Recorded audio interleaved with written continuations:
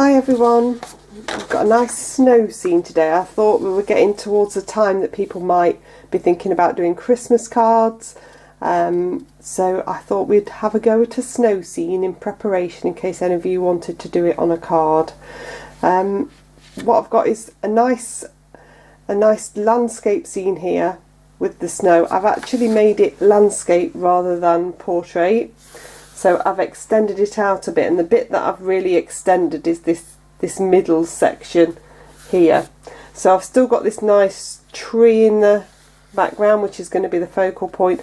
Rough lines there of where that is, and this big dark shrub here. I've not put this machinery in, I'm missing that out. And then I've got the dark trees over here, so I've got a bigger expanse there. I think it'll work nicely. What I've also put in is a line where I want the light to be. There's some really nice light just here. This is all about the light on the snow, this picture. So I've captured a line of light there and a line of light here. So it's quite a simple scene, but it will work really effectively. So it's just a rough draw out of those.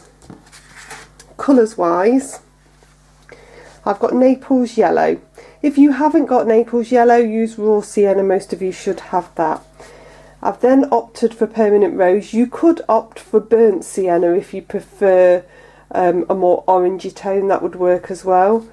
Then I've got cobalt blue with a tiny touch of rose in, so it's not purple, but it's just taking the edge off the blue. I've got sepia that's pretty neat. All these three are consistent. You want them to be consistent. And then I've made a mix of these three colours, so Naples yellow, permanent rose and cobalt blue. If you're using burnt sienna or if you're using raw sienna, you'd have that in the mix. You're starting mainly with your yellow base, then you're adding a tiny touch of your red base and a tiny touch of your blue base, and you're going for a mid-tone. So this is a light brown. Okay.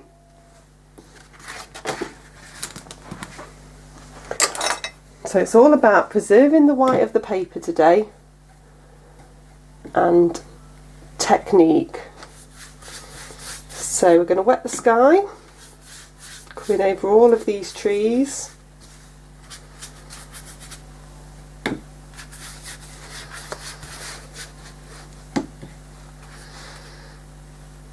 Right the way down to your horizon line.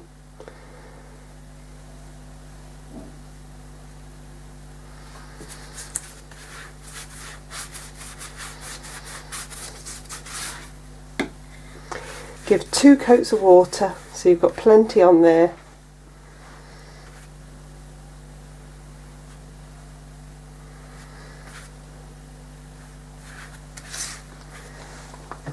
Just adjust the light a bit because I'm casting quite a dark shadow on that.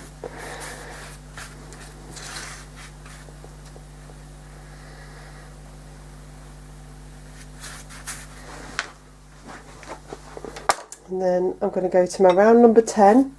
Make sure your brushes and your water's clean before you start. There's nothing worse than tainting your Naples yellow. Then I'm going to come in with the Naples yellow.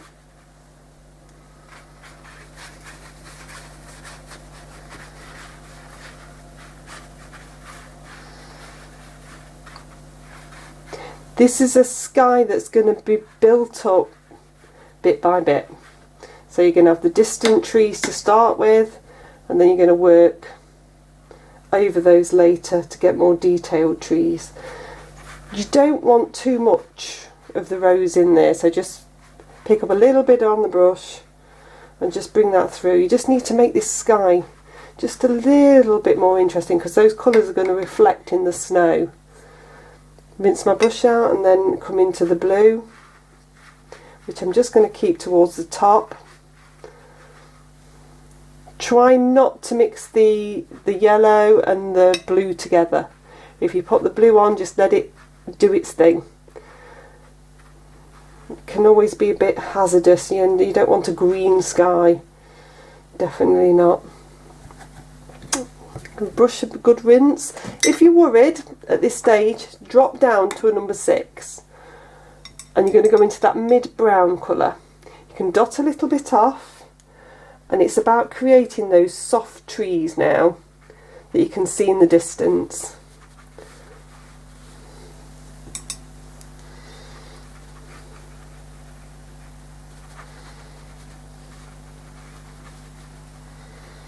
So there's some haziness down at the bottom, so don't bring that all the way down. If it's too wet, it'll just start to disappear. So you've just got to get it at the right time. Vary the line. You want it to be soft. You want it to spread a little bit.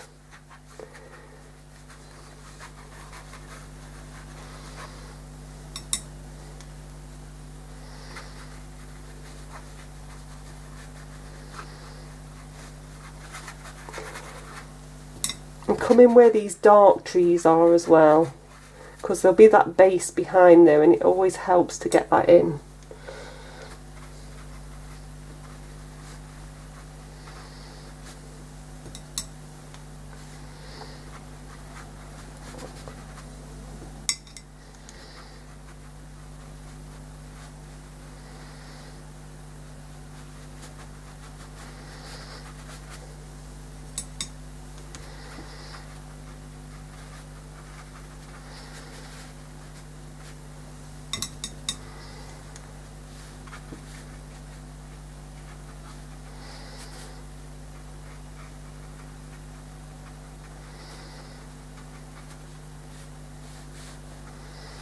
So it's still really, really wet, so I've got plenty of time.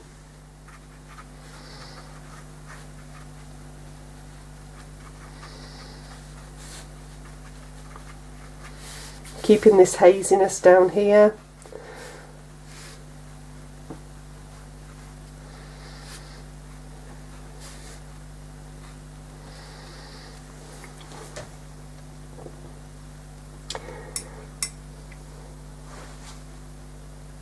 I'm just touching into a tiny bit of sepia.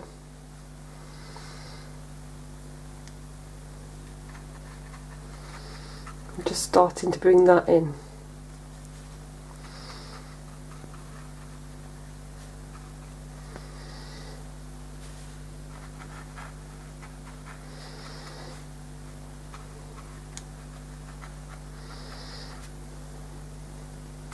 You can do more later. Just about starting to build that softness in and those layers. There's a little bit in the distance here. I'm going to spread through that in a second.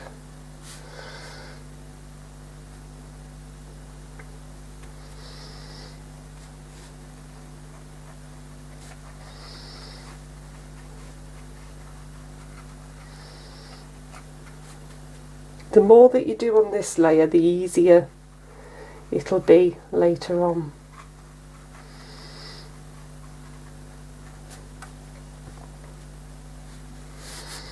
And pop a little bit just at the bottom here.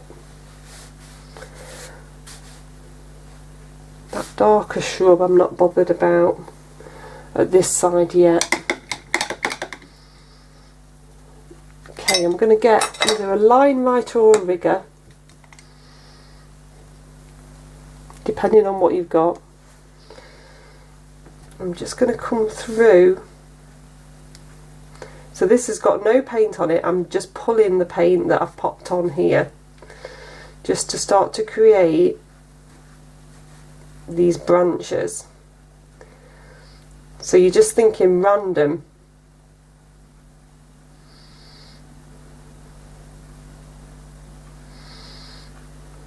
What you've got is a really random effect in the background.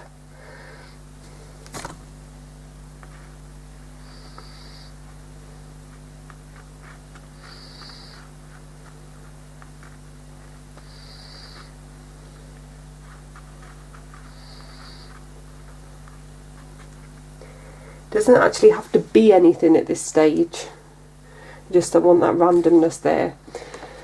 I'm just going to twizzle round and I find it easier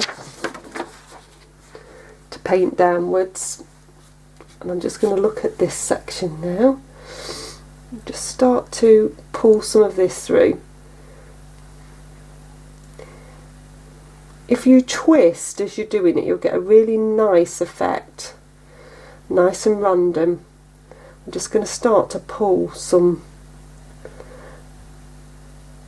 trunks and branches through. It doesn't have to be exact, it's an impression of, but all of these little bits just give a lovely softness that works really well later. When you start to get the sharpness on it, it'll give a real sense of distance. So all these little bits really help.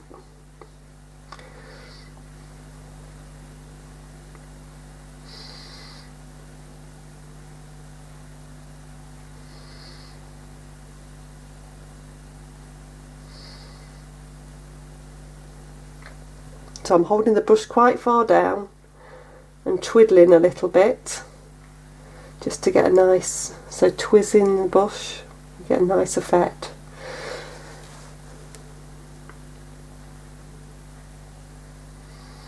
Little bits where it stayed quite thick, that works really nicely, don't mess with them too much.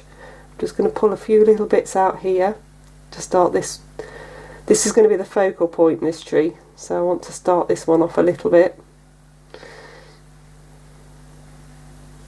I'm just going to pick up a tiny bit on the brush.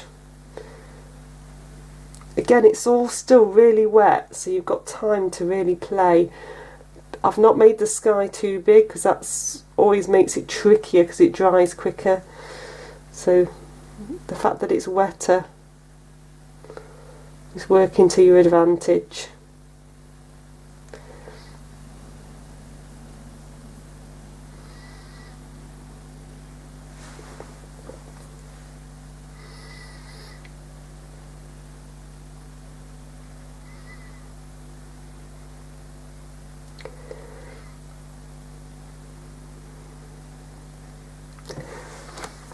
Okay, that's looking good, so I'm going to dry that one off.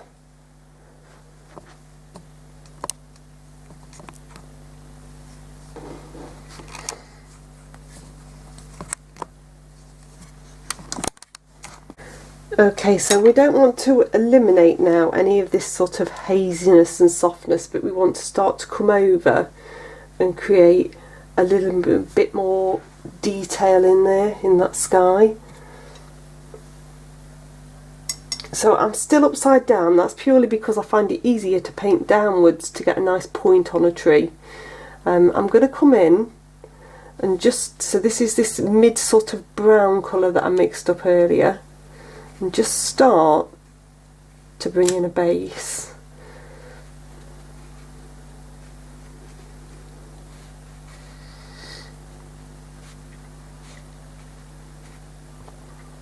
So I'm going to taper that down here. Every little bit is giving you a little bit more depth, because this is a mid-tone, so it's going to blend well with the sky, but it's also giving you a sense of distance because you've got those other tones behind. So I've still got this softness behind here. I'm going to come in now and just start to create some trees.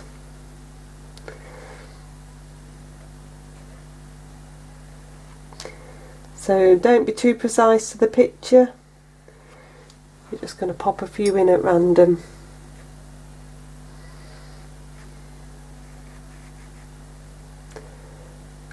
Obviously we've extended this so you've got more area to cover, so you can repeat some of them, or you can just pop a few in at random.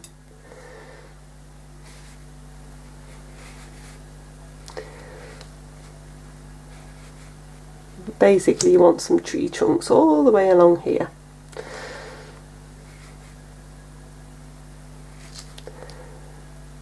So you want them to go in different directions so that nothing's too patterned.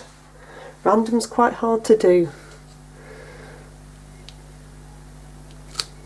Try not to think about it too much.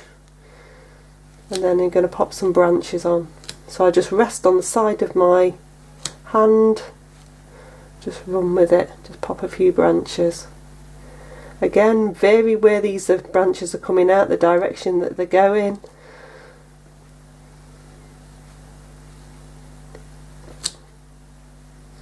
So you get that random effect. Overlap them definitely.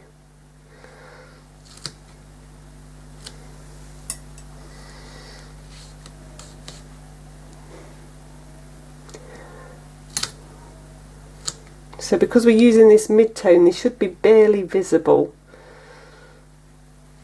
but they are visible and they're working really nicely with that background.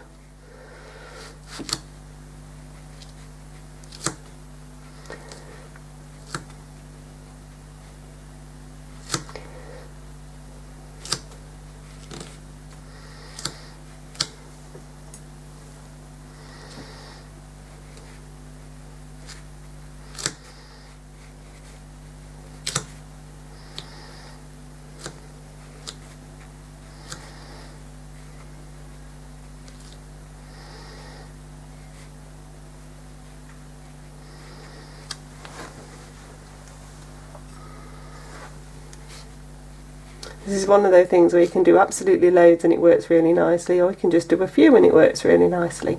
So it's entirely up to you.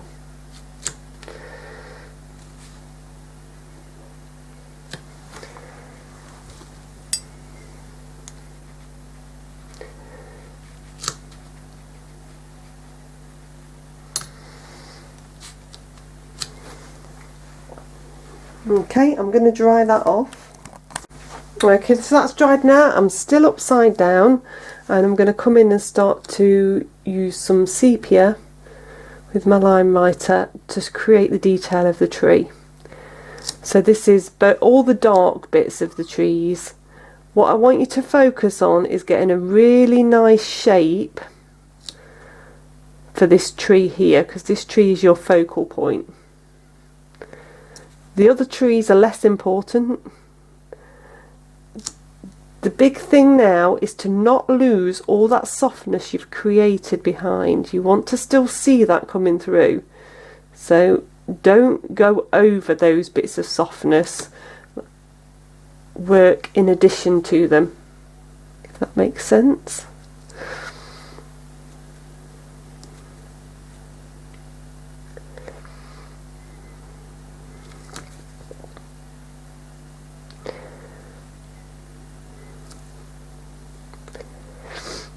And just take your time on this tree.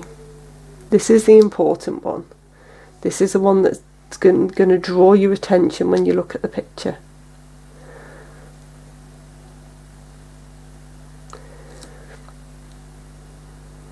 Again, think random. It's quite a random tree anyway if you look at the picture. It's nicely lopsided. And try to focus on getting those branches really fine at the end, because that works for it to look much more natural.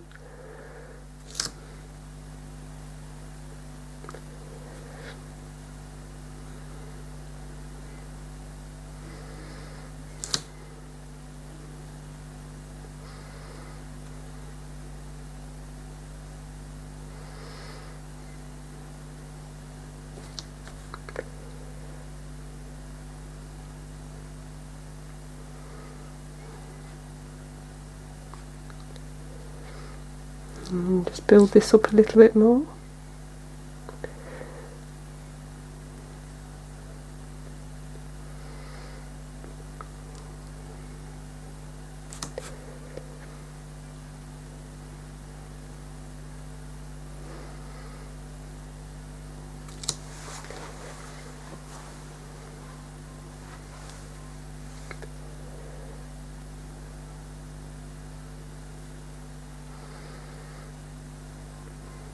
Do some little bits at the bottom here.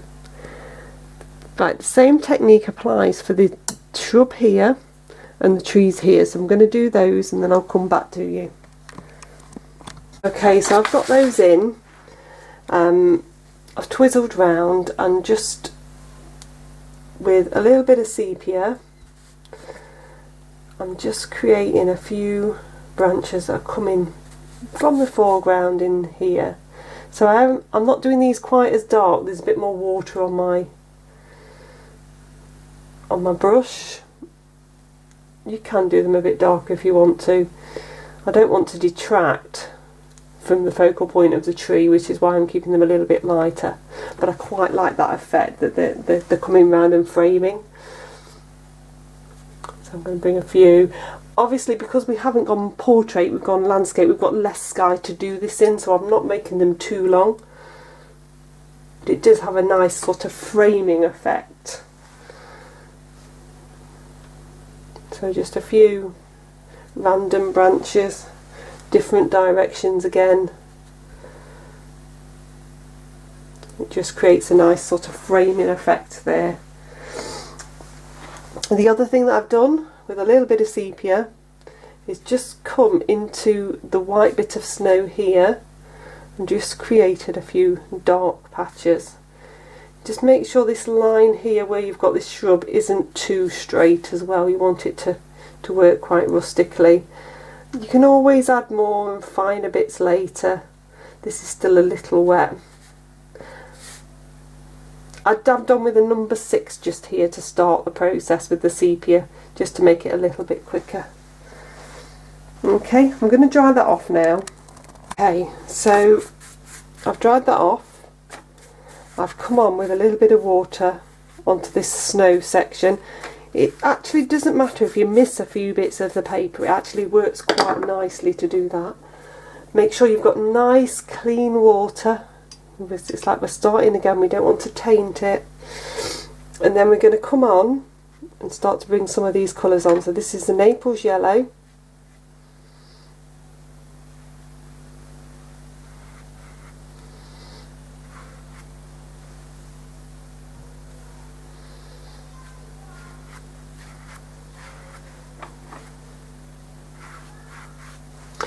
Make sure you leave an odd patch of white, it will still work quite nicely. And then here I'm going to bring quite a bit of the Naples yellow through. You're reflecting the colours that are in the sky really.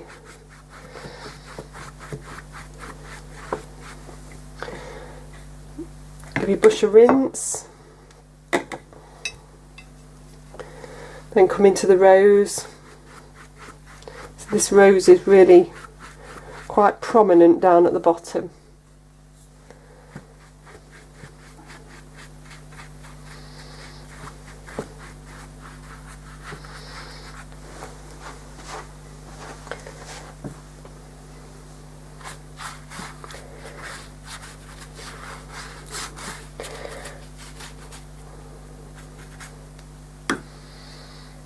If you're using the burnt sienna, this is where you would pop the burnt sienna in.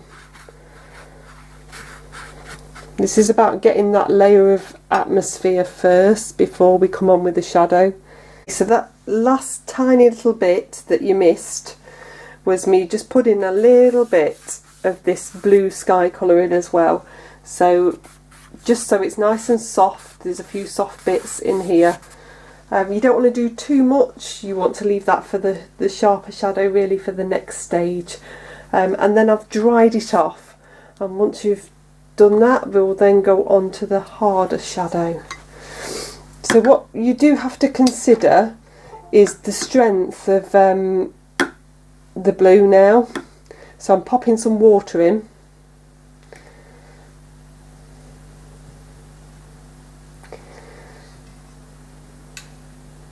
Just giving it a mix.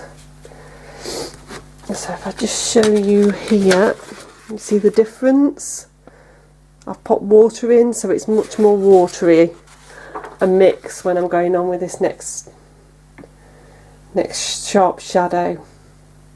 Right, there's quite a lot of sharp shadow in this picture, so take it in stages. You can use your round number 10, you can use your wash brush if when you're doing the bigger areas, you can use a round number 6 for some of the little areas. Just take your time and focus on keeping those bits of light. So you know those 2 bits that we popped in, you're not going to touch those now. this is the section where you're not going to touch them. So I'm going to start to come in towards the back top area first. So just sweep in. If you think it looks a bit strong, dab your brush in a little bit of water. So this sort of glow and the softer shadow underneath will work really well anyway in this back section, so it's just about putting in a little bit of texture. So if you vary the pressure with your brush, it should do it for you really. So I'm just varying the pressure on my brush.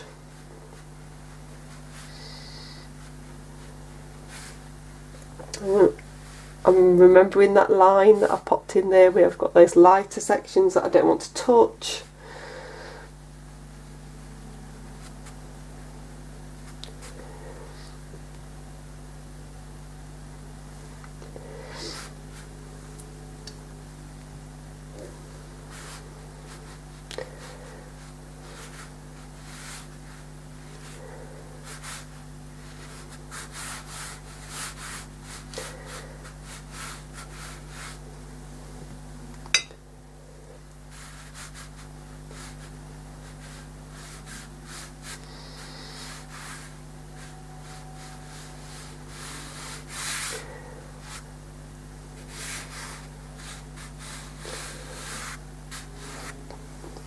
So just keep working your way down.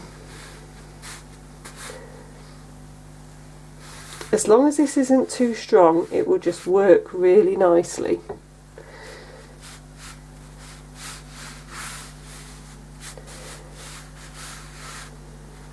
So I've got this light coming along here. I want to keep as well.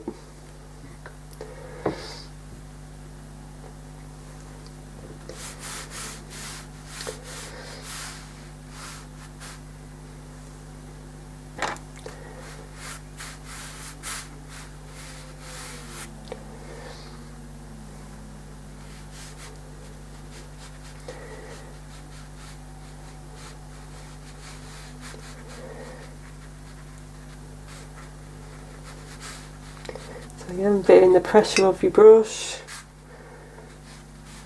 and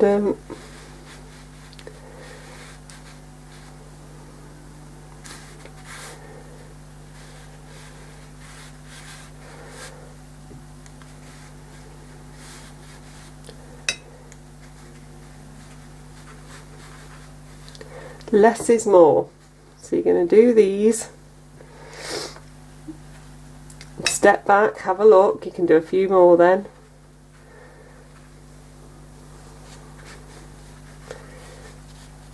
A few bigger ones, a few smaller ones.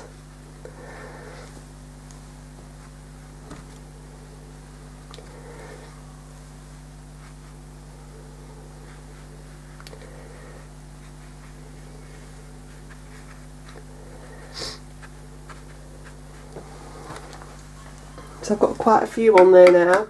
Just with a wet brush, I'm just going to touch little bits. So not all of it. What I want is to just soften some little bits of that in.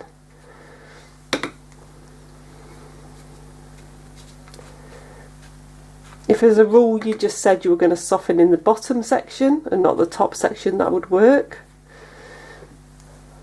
I know sometimes it's quite hard to think about this randomly.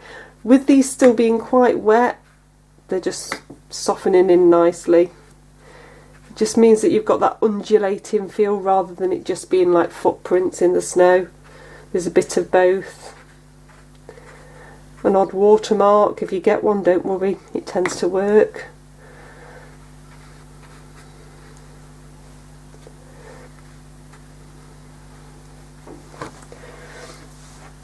Okay, so I'm going to dry that off and then I'll come on with a second layer in the snow of shadow. Okay, so I've dried that off really well. And then you can come in with this second layer of shadow. So I'm using my wash brush to do this.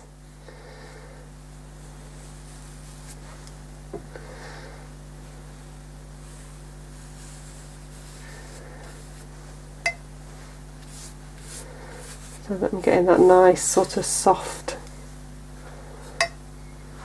Just make sure you wash your wash brush out after, so you don't come on later when you're doing the water area and end up with a load of blue on a picture. So it's nice and soft. You're going to get that nice visible dark line happening there, and then you can come the same across this section.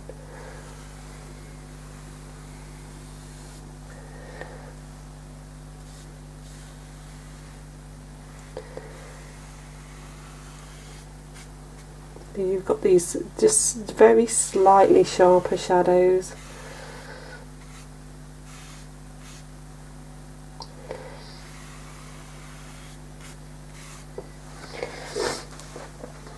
That's giving it an extra dimension. You can also come on and create some little additional bits of shadow where it might be a bit darker. It's that second layer, it just overlaps and works really nicely. A little bit more under the trees.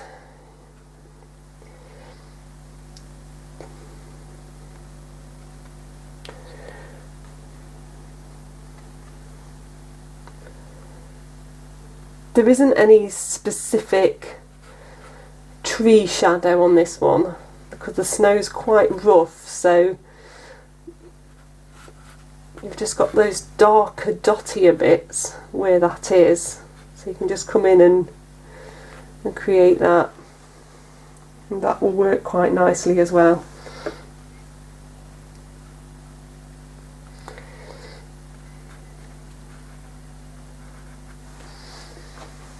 Okay, I'll just dry that off. Okay, so we're coming in now onto this last bit, which is this little bit of shrubbery come twigginess here. So the first thing I'm doing is with the number 6 and my sepia, just starting to create these little branches. It's like a little bit of bramble.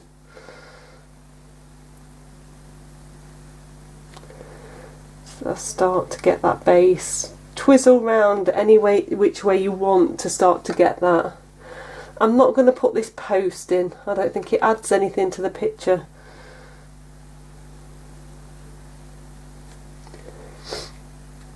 And then this little bit of dark coming through here.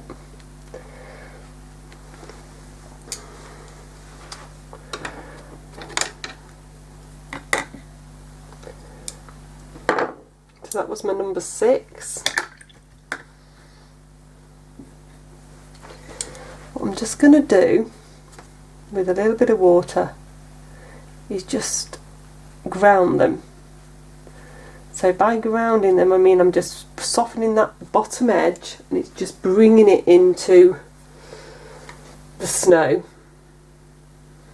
There's just a little bit of water on them, and then I'm going to start to come out with my thinner brush, and again you want it to be random. Twizzle round if that helps. Twizzle your picture around if you want to look at it.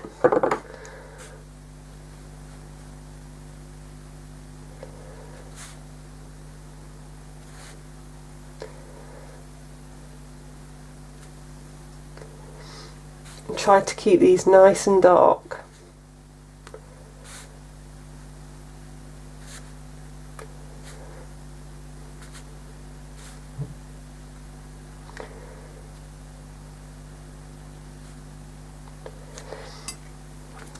Few sort of little leaves appearing. You can pop those on. Makes it look a bit different to the trees.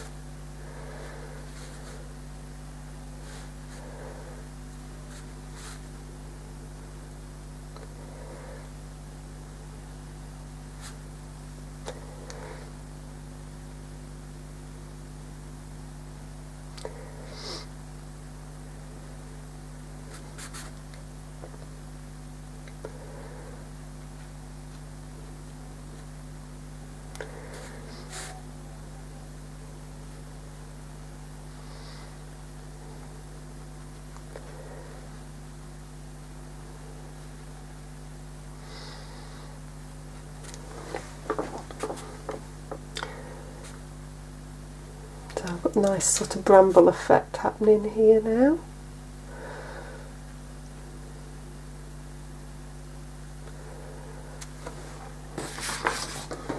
And I'm going to twizzle back round. Just check that I'm happy with it.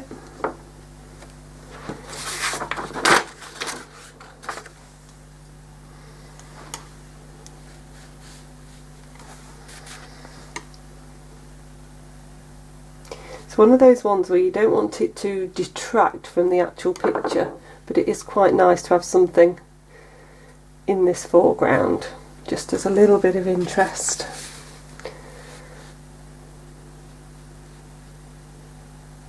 Especially when we get the shadow on in a minute. Okay, I'm just going to dry that off. Okay, so then we're going to come on with a little bit more sharp shadow. So you can take a little bit more shadow towards the base. And then if you think about where some of these will cast a shadow, if the light's come in directly above it, and you can come and you can just pop a few little bits. So this is just with the blue.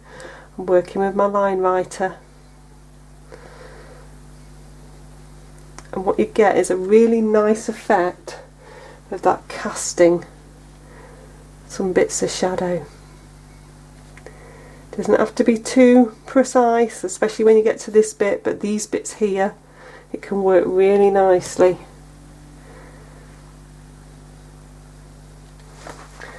It doesn't have to follow every single line. It will just give a really nice effect.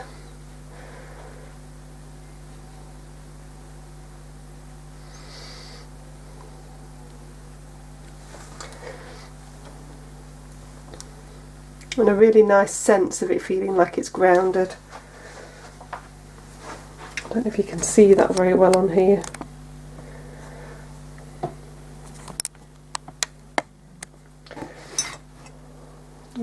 Just try and move the camera so you can see that a little bit better. You can see these shadows.